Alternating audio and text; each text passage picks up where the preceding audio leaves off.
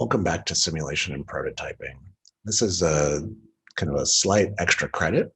If anyone found the three kind of representational methods that I'm asking you to do for this assignment kind of simple, here's another method that will help us understand the flow across a surface. And we'll do this using a couple of things that we've already done and a couple new functions.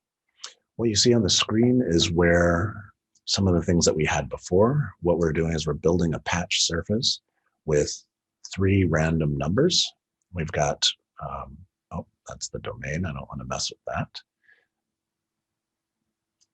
We have 3 random numbers for X, Y, and Z.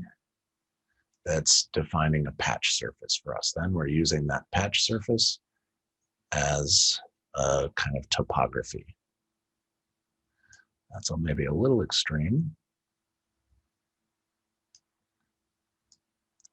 But what we'll be able to do is look at the flow on the surface from a series of points across the surface using the UV coordinates, and we'll understand which way water might flow across that surface. So this is where we built this already in the previous tutorial. And so what we're going to do again this time around is we're going to divide up the surface and isotrim it. So we'll start with a divide, and we'll divide a domain. The domain is our patch surface, and then we'll create a slider.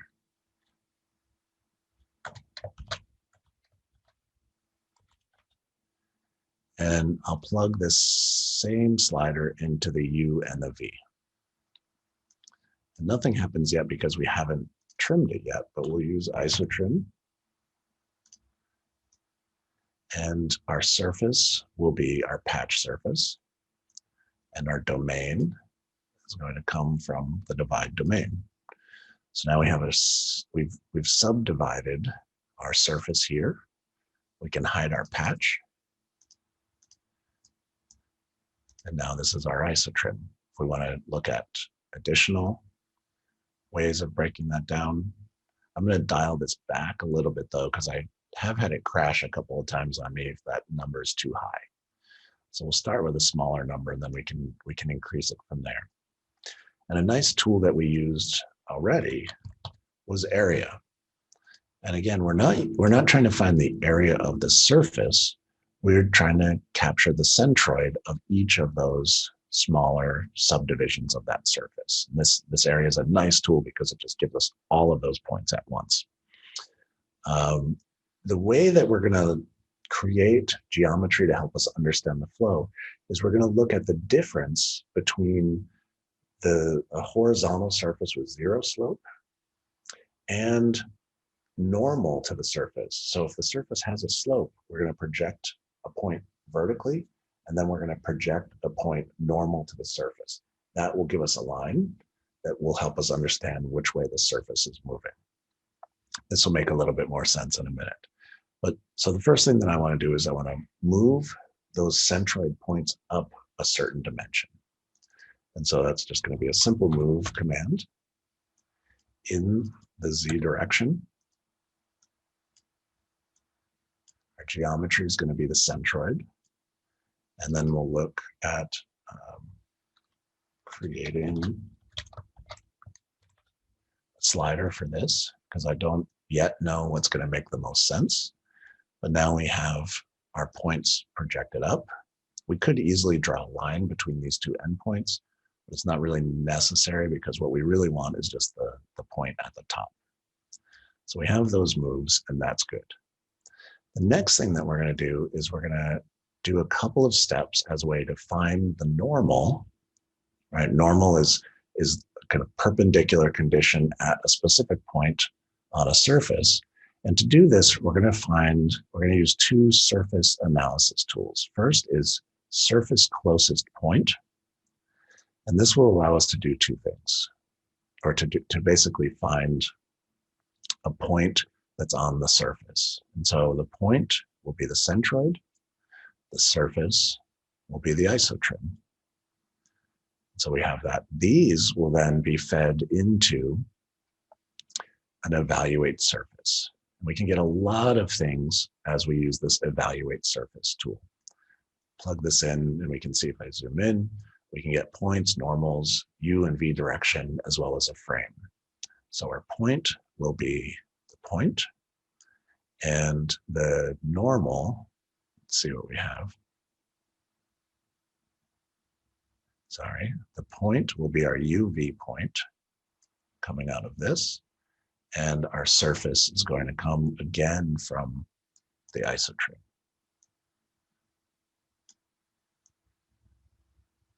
And so what we see are a whole series of planes now at each point on the surface. And we can use these planes now to project a line out perpendicular from that. So the line that we'll use is not the line with the two endpoints, but the direction and the start. So in this case, the start will be our point that we're evaluating. The direction is going to come from our normal.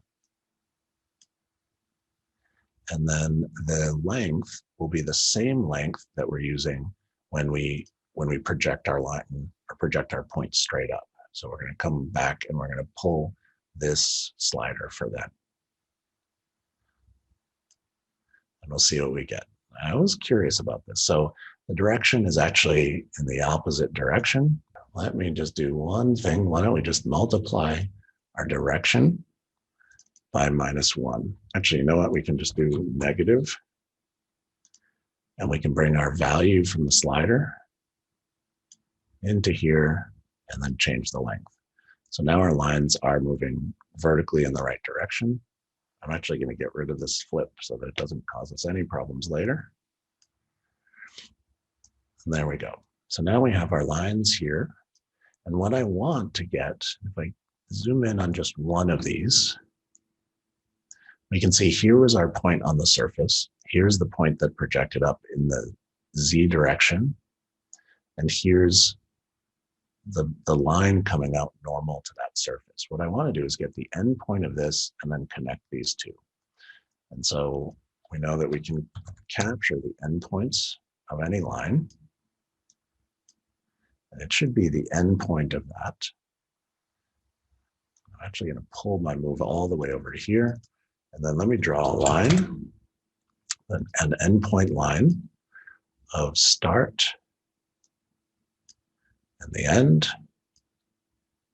And now we can see we get a line here between the vertical line, which gives us this point, the line that's normal to the surface. And now we have a line between the two. So we can actually hide everything else because we just want these lines. So already we're starting to get a sense of some of what's happening there.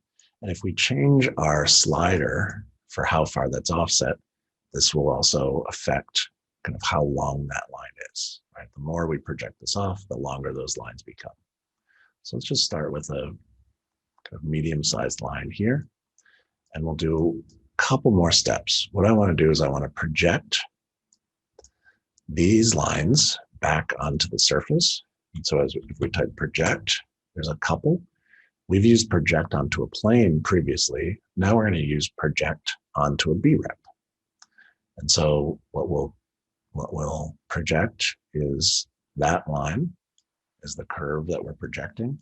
And then the B-rep is going to be could even probably be our patch surface. Let's try that.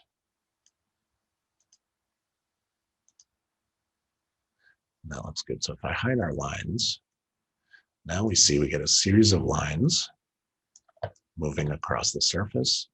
And I can even hide our area so that those points are not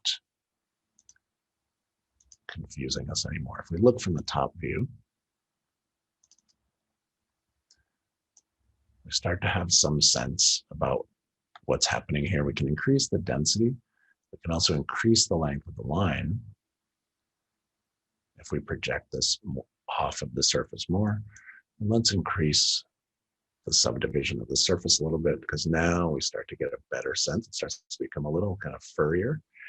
but we start to get a sense where these lines are concentrated and when they're moving away from one another. So that's good. Now that we have that, let me do one more thing, in that we can color code these. So we can actually see, we can use color to show us where those lines are longer and where they're shorter. We already did this yesterday with the isotrim surface. We were talking about the height. Now we're going to color code the lines. And so the way that we did that is we will take we can look at the length. There's a helpful tool just called length. We can get the length of these curves. And the output of that, if I create a panel,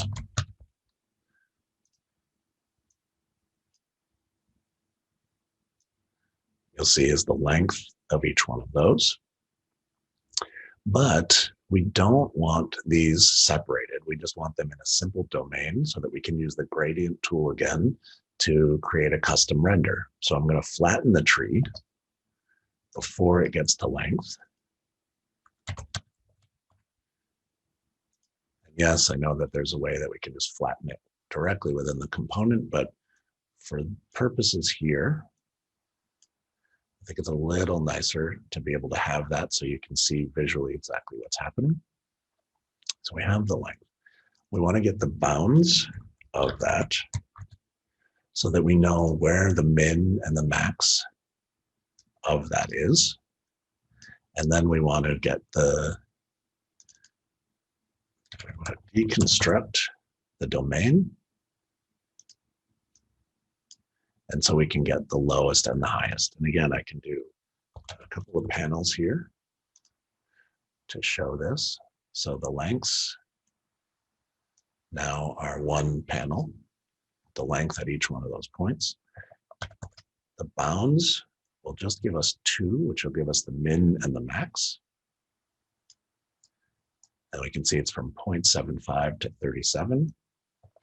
And if I do the low, this should be 0.75, and it is. And if I do the end, it should be the max, and this should be 37. And that is. So now we have that domain, a min and the max, and this is what we'll plug into a gradient.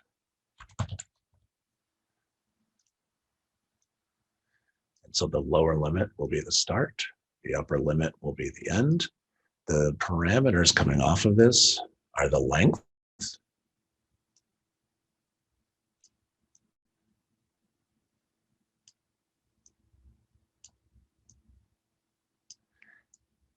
and then we'll plug this into a custom preview. So that's going to be under display, preview, custom preview. That'll be our material. And the geometry for us is going to be that flattened tree from these projected lines. So I'll pull this all the way over to here. And let me hide our flattened tree. I'll hide, I just learned something new too, which is Control Q. So as we select these, we can Control Q to hide them. And we could even hide our isotrim surface. We just want to see the individual lines. So that's looking pretty good. Let's just play with the color a little bit now. Rather than going white to red for the upper limit, why don't we try and make this a little more, well, let's see, let's set this to be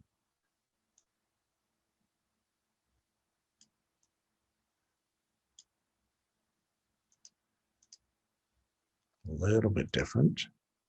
So now we can start to see, if we look in 3 dimensions, as we move around the surface, we can see the maximum length of these lines in the red is over here, and the gradient all the way through.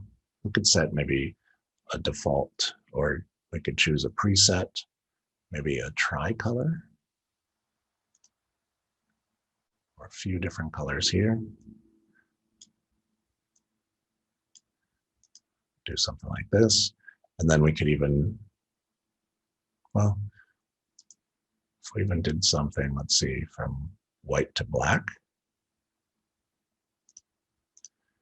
Here we'll see the more extreme values that are in the black. I'm hesitating a little bit to pipe these lines because that's what kept crashing for me earlier today. We could try and set this.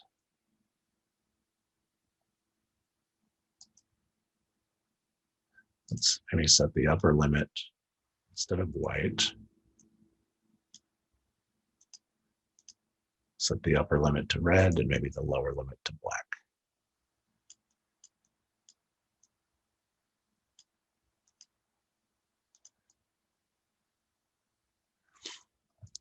But what's nice with this is we can see a kind of collection here, the way that this kind of flows down and off that corner and also starts to be collected at this point and moves across. So let's just change some of our random numbers and see how this varies. So we'll go all the way back to the beginning. Here's our first seed value.